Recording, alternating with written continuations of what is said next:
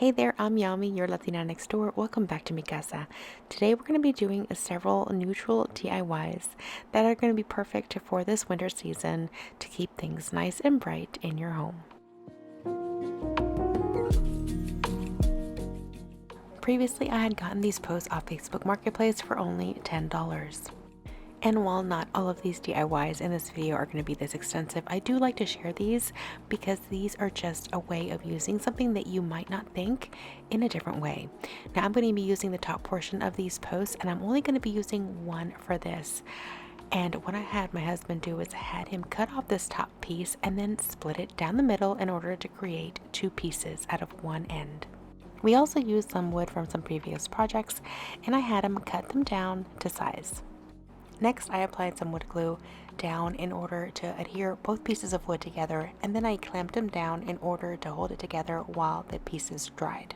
Once those two pieces were dry, I got some more wood glue, and then I applied the two previous pieces that we cut from the actual post and adhered them onto the wood. And then I also clamped them down in order to make sure that it would stay nice and secure while it dried. I even used a little bit of wood filler in order to close in any gaps so that it looked like one piece. Once that was nice and dry, then I cleaned everything off and prepared it for paint. Next, I began to paint the entire piece, both the post and the wood pieces, and I'm using a very light beige color here. Once that was dry, I added some clear wax in order to seal the entire piece. Next, I added some white decrepit dust all the way throughout it, as well as a little bit of white wax in order to give it an extra dimension and fill in all those nooks and crevices with a little bit more white so that the details can pop out a little bit more. Here you can see the difference between one that has the white wax and the decrepit dust versus the other one that just has the clear wax. It almost gives it a nice stone effect. And that's basically it. Just do the other one and you have two beautiful neutral bookends for your bookshelves.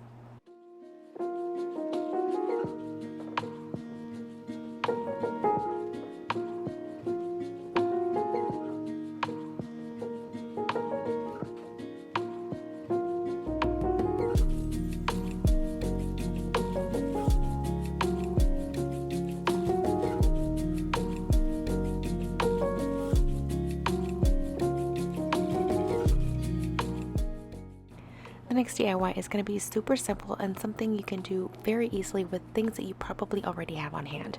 But if you don't, all you need are some plastic rings that you can get from your local Dollar Tree. They're very inexpensive. You get 6 for $1, as well as this little bunch of raffia that you can also get at Dollar Tree, or you can get it at any craft supply store. You're going to want to anchor the pieces down, probably with something a little bit stronger than this little candle holder, and then you're going to create a braid. Now, as you can see here, I decided to paint the exterior portion of the napkin ring a light beige color, and that's just in case if you do wrap around the raffia, as you see that I'm going to be doing here, and you happen to get a little bit of a peek through of that napkin ring, you don't see that shiny silver through it. You see something a little bit more plain. And what I did there is I had a little knot to hold the pieces together, but once I went back around, I took it off, and then I began to hot glue the pieces all the way around, and I just kept wrapping it over it, keeping it as tightly as possible to the previous ring. That way, again, you'd see as little as possible of the surface underneath, and that is all you do for this. Now, for something similar at World Market, you would be paying $18 for a set of 6. But here, because we're using inexpensive items and basically getting the same look, you're only going to be paying less than $3 for a pack of 6. Now, once you get to the end, you want to make sure you wrap the end piece on the inside of the napkin ring and then glue it down, hold it down so that it stays in place. But putting it on the inside ensures that you have a nice clean finish on the very end and you don't see any end pieces sticking out. And that's basically all you do. Now you have a perfectly brand new raffia napkin ring for your dinnerware.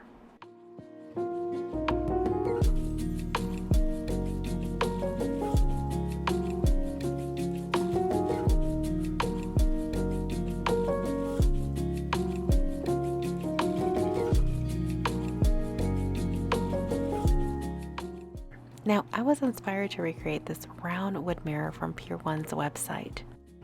Now I'm making this one a rather large, but the concept can still be applied to something much smaller. And all you're going to need is a wood round, a round mirror, and of course some half beads. Now here's a screenshot of everything that I used on this mirror. I poured the wax out and then I began to mix the other 3 colors in order to get the right tone.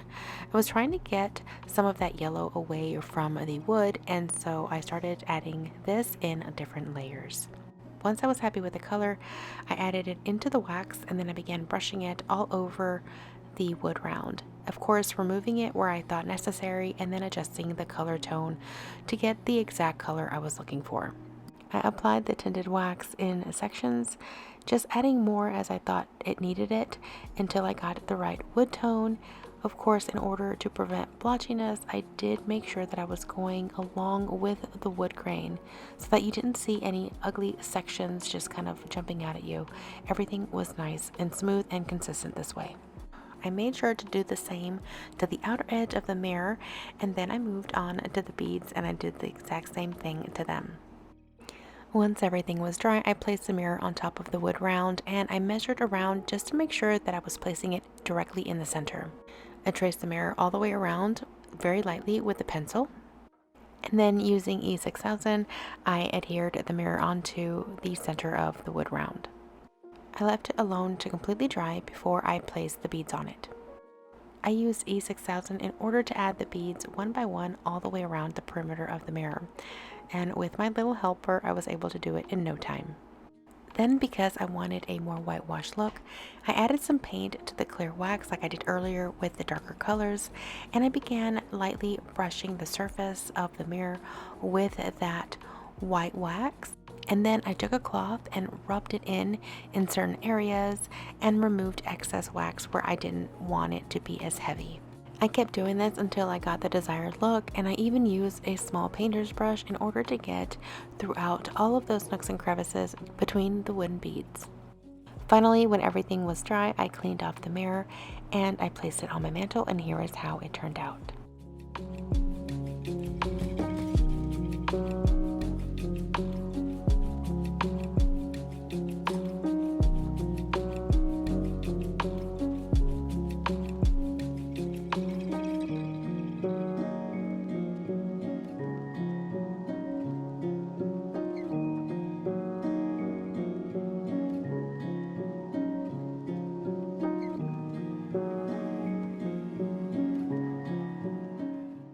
Another really easy way to change up your decor is by using vase or bowl fillers, and I love using these decorative balls, and you may even have some styrofoam balls left over from your Christmas DIYs, so get those out so that you can use them during the winter. A super easy way to create your very own decorative balls for your space is by covering up styrofoam balls with rope.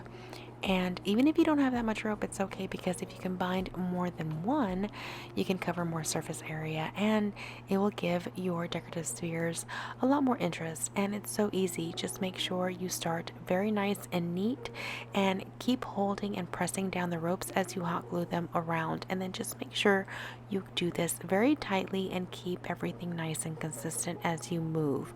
Working in small sections is going to give you the best result.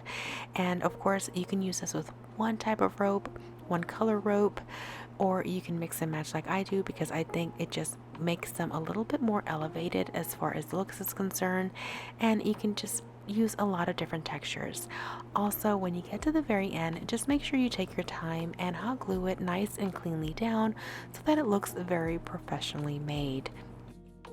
I have made so many of these throughout the years, and they're so easy to make.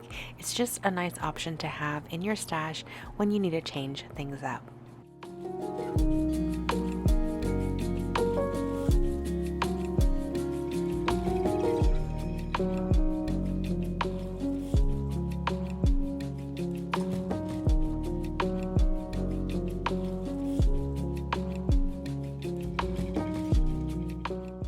Now, I also love using what I have on hand, and I like upcycling things, and I needed something for some toiletries as well as some hand towels in one of my kids' bathrooms, and I had this plastic bin. And of course, since I love doing these rope DIYs, I had a lot of this stuff laying around, and this is actually cording for cushions and stuff like that. So I had that and I thought I might as well use it as well. First thing, I wanted to make sure that I covered all of that red, both inside and out. So I started with the inside, and I just had these felt sheets that you get at Hobby Lobby for like $4 for $1. And I started cutting them down and gluing them onto the inside of it so that I didn't see any red, and kept everything a nice and neutral color. Because I didn't have enough of the gray, I decided to use gray for the bottom of it, and then I used white for the walls. The most important thing is to keep everything nice and even and glue everything as closely together as possible so that you don't see any seams. Once the inside was done, I began to add the cording on the outside perimeter of the little bucket. Now, I did start from the bottom and I worked very small sections, and I hot glued along as I went, holding it down, making sure that I added pressure so that there was no gaps in between the individual cording pieces. That's the thing about these kinds of DIYs. In order to make them look as good as possible with whatever materials that you have on hand, is to make sure that the application is nice and clean and smooth, and that you don't see what it used to previously be. So we wanted to make sure we covered that red as well as that Merry Christmas on the exterior. And as you can see here, I'm changing out the rope because I wanted to add a little bit of a different element. And because I didn't have enough of the larger rope, I decided to just add it in this small section here. And then I added the same cording that I began with to the rest of the basket. Now, before I made it to the very top, I wanted to make sure that I wrapped the little handles. And I'm using some leather string here. It's basically used for jewelry making, but I had it on hand and it matched perfectly. So I thought I'd use it for the handles to make them a little bit more sturdy. And then once I was done with those, I continued with my cording and made sure to wrap around them as well so that you did not see any of the red plastic underneath. And I even added a little bit of cording to the bottom of it so that you didn't see the seams between the white and the gray felt.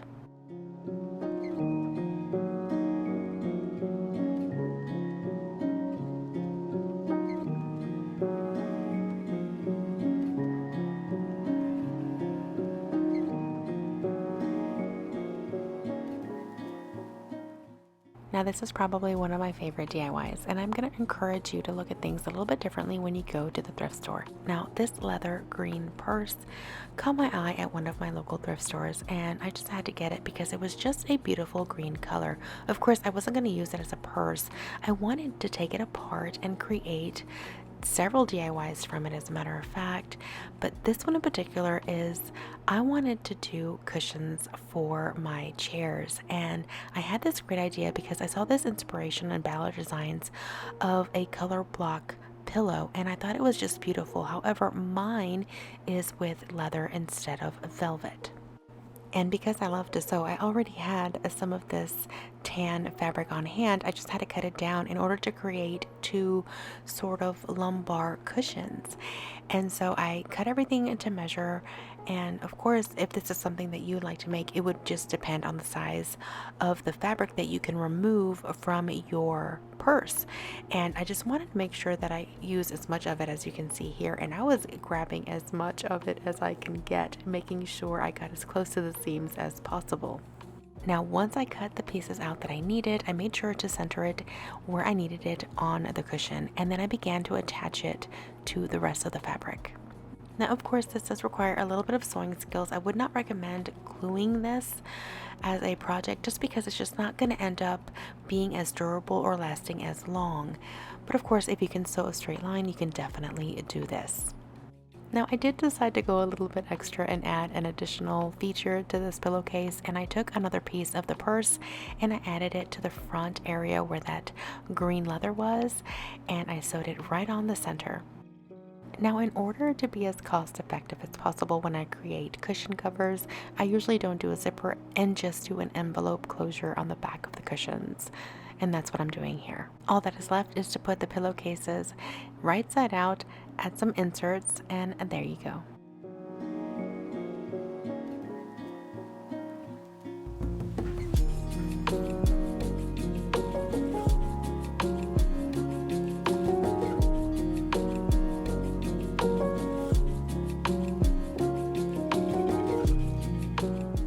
This this is a super easy upcycle that you can do with anything that you may have on hand in your home right now. And I'm looking at these little plaques right here. I got them on clearance. I loved the shape and I loved the ornateness of them, but I did not like the color. And I thought it would just be a great way to show how you can update something like this that you may have on hand, find on a thrift store, with something that has a raised surface like this. And all I'm doing here is adding some white paint to it. Of course, this is a clay-based paint. You want something like this that can be activated with water, because after we color this completely, we're going to be removing some paint in order to showcase the details of the raised portions of this little plaque.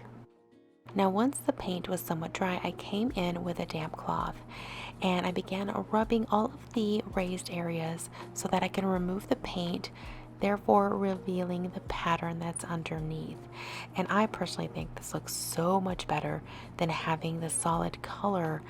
This definitely showcases what the pattern is on each of these little plaques. And I just think this is such a great and easy way to update something that you have at home that you may not like that much anymore, but still has good bones. And if it has a raised textured surface like this is all you have to do. And finally, in order to preserve the finish, I'm just adding some clear wax to seal it. And that is it for this super easy and quick DIY.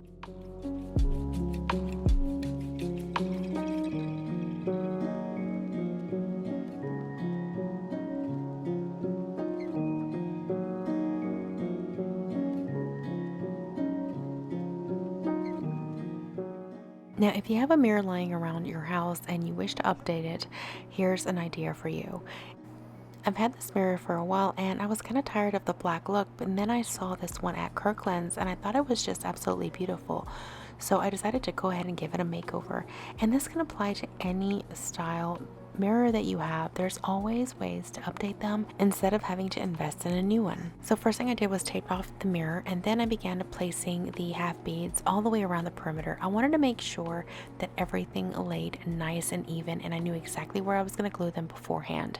I didn't want to start gluing them on and then reach the end and end up with a gap or with a space where I couldn't fit a full bead. So by laying them out first throughout the entire area, you know exactly how to space them out and where you need to adjust so that it looks nice and clean at the end. Then I came back and began hot gluing the beads one by one, making sure that I did not disrupt the way I had laid them out to begin with. Now in hindsight, I would have used E6000, but it's okay. They've lasted still to this day. Next, I began staining each and every bead, making sure that I got in around all of the nooks and crevices, and the best thing to do this was using an artist brush. Once all the beads were painted, I came in with white paint and I began to paint all around the beads. Now, you're probably going to wonder why I adhered the beads first and then painted, because then obviously I'd have to go in between all of the beads as you see here. And yes, that was a little painstaking, but the reason why is because I wanted to attach the beads onto the frame of the mirror and not the paint, therefore making it easier for them to just pop off. So that's why I did it this way. Now, if I got any white paint on the beads, it was okay because I was going to come back with some white wax anyways, and it was just going to kind of all blend in. After I was done painting it and everything was nice and dry, I came in with a damp cloth and began to kind of distress all of the raised areas on here, as you can see, so that I can get some of that black to come out through the white paint. After that was done, I applied some clear wax in order to seal the entire mirror and protect the finish. And then I began to add some white wax throughout all of the beads and all of the frame. I wanted to give it a little bit more of a distressed whitewash look so that everything kind of blended nicely together. I gave everything a final wipe through and cleaning, and now I have a brand new mirror.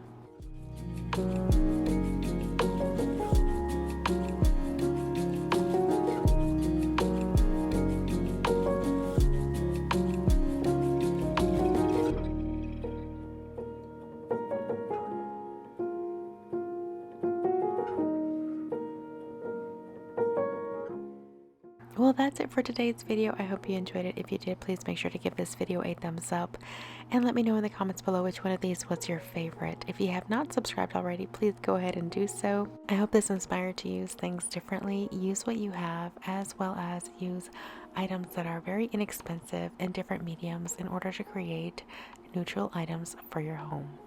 I will see you back here next time. Until then, adios.